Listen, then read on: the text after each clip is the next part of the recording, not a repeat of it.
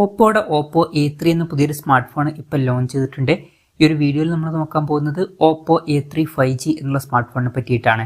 നമ്മൾ ആദ്യം ഫീച്ചേഴ്സും കാര്യങ്ങളൊക്കെ നോക്കുകയാണെന്നുണ്ടെങ്കിൽ ഡിസ്പ്ലേയുടെ കാര്യത്തിൽ ഓപ്പോ A3യിൽ 6.7 ഇഞ്ചിൻ്റെ ഫുൾ HD പ്ലസ് ഡിസ്പ്ലേ ആണ് വരുന്നത്. OLED പാനലാണ് ഇതിൽ ഉപയോഗിച്ചിരിക്കുന്നത്. പഞ്ചോൾ ഡിസൈൻ വരുന്നുണ്ട്. പഞ്ചോൾ വരുന്ന ടോപ്പ് സെൻറ്റർ ഭാഗത്തായിട്ടാണ്. പിന്നെ ഫ്ലാറ്റ് ആയിട്ടുള്ള ഡിസ്പ്ലേ ആണ് ഇതിൽ വരുന്നത്. 120 ഹെർട്സിൻ്റെ റിഫ്രഷ് റേറ്റ് സപ്പോർട്ട് ചെയ്യുന്നുണ്ട്. 240 ഹെർട്സിൻ്റെ ടച്ച് സാമ്പിളിംഗ് റേറ്റും ഇതിൽ വരുന്നുണ്ട്. 10 ഡിസ്പ്ലേ പോലുള്ള ഫീച്ചേഴ്സും കാര്യങ്ങളൊക്കെ ഇതിൽ വരുന്നുണ്ട്. പിന്നെ പീക്ക് ബ്രൈറ്റ്നസ് വരുന്നത് 1200 നിറ്റ്സ് ആണ്.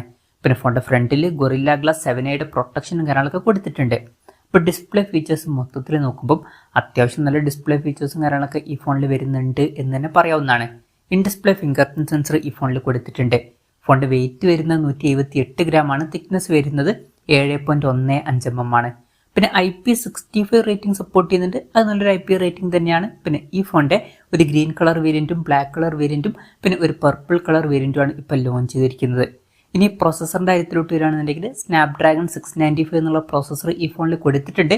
ഈ ഒരു സ്മാർട്ട് ഫോൺ 18,400 രൂപ പ്രൈസ് റേഞ്ചിലായിട്ടാണ് വരുന്നത്.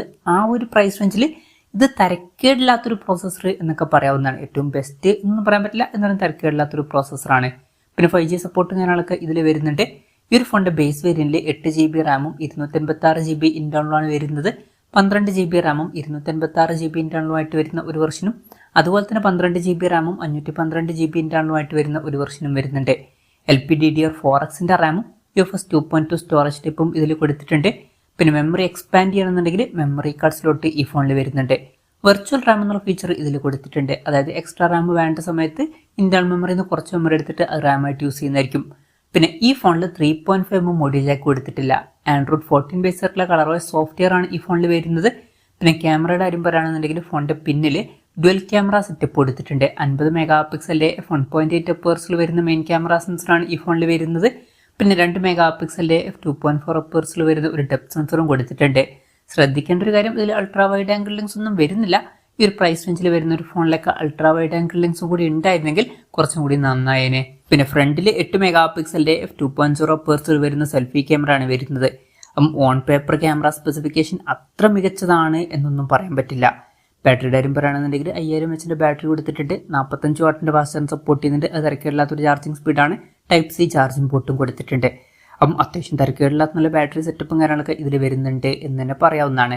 ഇതൊക്കെയാണ് ഫീച്ചേഴ്സിനെ പറ്റി പറയാനുള്ള കാര്യങ്ങൾ. പിന്നെ ഈ ഒരു സ്മാർട്ട് ഫോൺ ഇപ്പം ഇന്ത്യൻ മാർക്കറ്റിൽ ലോഞ്ച് ചെയ്തിട്ടില്ല. ഇപ്പോൾ ചൈനീസ് മാർക്കറ്റിലാണ് ഈ ഫോൺ ലോഞ്ച് ചെയ്തിരിക്കുന്നത്. ചൈനീസ് മാർക്കറ്റിൽ ഈ ഫോൺ ലോഞ്ച് ചെയ്തിരിക്കുന്നത് 1599 യുവാൻ എന്ന പ്രൈസിങ്ങിലാണ്. അതായത് 18,400 രൂപ പ്രൈസ് റേഞ്ചിൽ. ആ ഒരു പ്രൈസ് റേഞ്ചിൽ ഈ പറഞ്ഞിട്ടുള്ള ഫീച്ചേഴ്സ് എങ്ങനെ ഉണ്ടെന്ന് വെച്ചാൽ അത്ര മികച്ചൊരു ക്യാമറ സെറ്റപ്പ് ഒന്നും വരുന്നില്ല. എന്നാലും ബാക്കി ഫീച്ചേഴ്സൊക്കെ അത്യാവശ്യം തിരക്കേടില്ലാത്ത ഫീച്ചേഴ്സൊക്കെ തന്നെയാണ്. ഈ ഒരു പ്രൈസ് റേഞ്ചിൽ മൊത്തത്തിൽ നോക്കുമ്പോൾ തിരക്കേടില്ലാത്ത ഫീച്ചേഴ്സ് ഈ ഫോണിൽ വരുന്നുണ്ട് എന്ന് പറയാവുന്നതാണ്. ഇനി ഇന്ത്യൻ മാർക്കറ്റിൽ ഈ ഫോൺ ലോഞ്ച് ചെയ്യുമോ എന്ന് വെച്ചാൽ ചിലപ്പോൾ ലോഞ്ച് ചെയ്തേക്കാം. പക്ഷേ ഈ പേരിലായിരിക്കില്ല ലോഞ്ച് ചെയ്യുക. ചിലപ്പം വേറെ പേരിലൊക്കെ ആയിരിക്കും ലോഞ്ച് ചെയ്യുക. എന്തായാലും അതിനെ പറ്റിയിട്ടുള്ള കാര്യങ്ങളൊന്നും ഇപ്പം പറയാൻ കഴിഞ്ഞിട്ടില്ല. ഇന്ത്യയിലെ ലോഞ്ചിനെ പറ്റിയിട്ടുള്ള എന്തെങ്കിലുമൊക്കെ ന്യൂസുകൾ വരികയാണെന്നുണ്ടെങ്കിൽ അതിനെ പറ്റിയിട്ടുള്ള വീഡിയോസൊക്കെ നമ്മൾ ചെയ്യുന്നതായിരിക്കും. അതുപോലുള്ള വീഡിയോസ് കാണാൻ താല്പര്യമുണ്ടെന്നുണ്ടെങ്കിൽ ഈ ചാനൽ സബ്സ്ക്രൈബ് ചെയ്യാവുന്നതാണ്. പിന്നെ ഇന്ത്യയിൽ ഈ ഫോൺ ലോഞ്ച് ചെയ്യണമെന്നുണ്ടെങ്കിൽ ഓപ്പോ ബ്രാൻഡിങ്ങിൽ തന്നെ വരികയാണെന്നുണ്ടെങ്കിൽ കുറച്ചും കൂടി കൂടിയൊരു പ്രൈസ് റേഞ്ചിലായിരിക്കും ഈ ഫോൺ ലോഞ്ച് ചെയ്യുക. നമുക്ക് ഒരു 23,000 24,000 രൂപ പ്രൈസ് റേഞ്ചിലായിട്ട് വരെ ഈ ഫോൺ എക്സ്പെക്ട് ചെയ്യാവുന്നതാണ് ഇന്ത്യൻ മാർക്കറ്റിൽ ലോഞ്ച് ചെയ്യുകയാണെന്നുണ്ടെങ്കിൽ. എന്തായാലും ഓപ്പോയുടെ ഓപ്പോ A3 എന്ന പുതിയൊരു സ്മാർട്ട് ഫോൺ ഇപ്പോൾ ലോഞ്ച് ചെയ്തിട്ടുണ്ട്. ഈ ഒരു ഫോണിനെ പറ്റിയിട്ടുള്ള നിങ്ങളുടെ അഭിപ്രായം ജസ്റ്റ് ഒന്ന് കമൻറ്റ് ചെയ്യുക. അതുപോലെ തന്നെ ഈ ഒരു സ്മാർട്ട് ഫോൺ ഇന്ത്യൻ മാർക്കറ്റിൽ നിങ്ങൾ ഏത് പ്രൈസിങ്ങിലാണ് എക്സ്പെക്ട് ചെയ്യുന്നത് എന്നുള്ള കാര്യം കൂടി ജസ്റ്റ് ഒന്ന് കമൻറ്റ് ചെയ്യുക.